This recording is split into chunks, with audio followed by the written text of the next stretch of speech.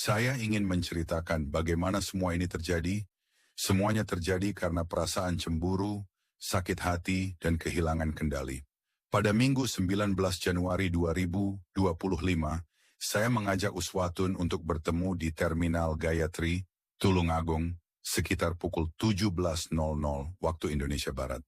Kami sudah sering berkomunikasi, dan hari itu saya memberinya uang 1 juta rupiah agar dia mau bertemu dan menginap bersama saya di hotel. Saya menjemputnya, dan kami menuju sebuah hotel di kawasan Jalan Mayor Bismo, Kota Kediri. Kami tiba di sana sekitar pukul 22.00 waktu Indonesia Barat. Di kamar hotel kami berbincang seperti biasa. Namun saat berbicara, perasaan sakit hati saya terus memuncak.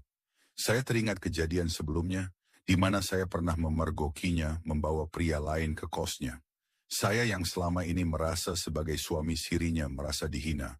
Selain itu, perkataannya tentang anak saya semakin membuat emosi saya tak terkendali. Dia pernah mengatakan hal buruk tentang masa depan anak perempuan saya, bahkan menyuruh saya untuk menghilangkan anak saya sendiri. Kami akhirnya terlibat dalam cekcok besar.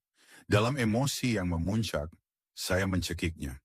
Uswatun melawan, tapi dalam pergulatan itu, kepalanya terbentur lantai dengan keras hingga mengeluarkan darah. Setelah menyadari dia meninggal, saya bingung apa yang harus dilakukan. Saya menutupi tubuhnya dengan kain spray kasur berwarna putih. Saya kemudian keluar hotel menggunakan mobil Suzuki Ertiga miliknya untuk kembali ke rumah saya di Tulungagung. Di sana saya mengambil koper warna merah, tali pramuka, dan beberapa kantong plastik. Saya juga mengajak keponakan saya, untuk membantu membawa barang-barang tersebut kembali ke hotel. Namun saya tidak memberitahunya tentang apa yang terjadi. Sekitar pukul 1.30 WIB, kami kembali ke hotel. Saya meminta Miriam untuk pulang dan kembali menjemput saya sekitar pukul 5 pagi WIB. Selama waktu itu, sekitar 3,5 jam, saya memutilasi tubuh Uswatun. Saya melakukannya karena tubuhnya tidak muat dimasukkan ke dalam koper. Saya membeli pisau dapur di minimarket dekat hotel sebelum melakukan aksi itu. Awalnya, saya memotong kepala korban terlebih dahulu, tetapi tubuhnya tetap tidak muat masuk koper. Lalu saya memotong bagian pangkal paha kiri, namun hasilnya sama. Akhirnya saya memotong betis kaki kanannya, hingga tubuhnya bisa dimasukkan ke koper.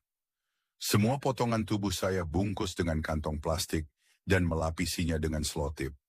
Proses itu sangat sulit, tapi saya merasa terpaksa melakukannya untuk menghilangkan barang bukti. Kepala korban saya buang di Jurugbang, Desa Selaum, Kecamatan Watulimo, Kabupaten Trenggalek.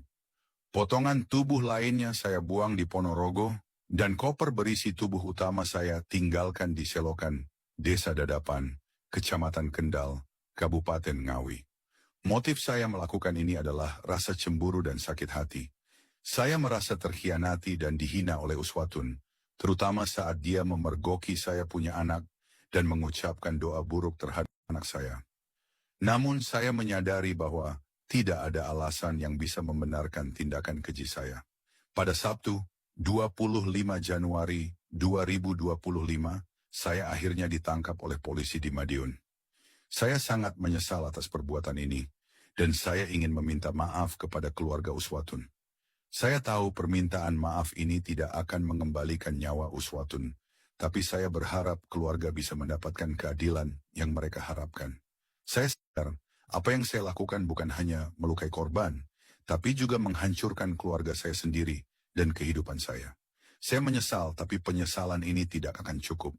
Saya berharap agar hukum menegakkan keadilan, dan ini menjadi pelajaran bagi semua orang untuk tidak pernah mengambil keputusan dalam keadaan emosi. Saya minta maaf kepada keluarga Uswatun. Saya menyesal. Itulah yang bisa saya ucapkan sekarang.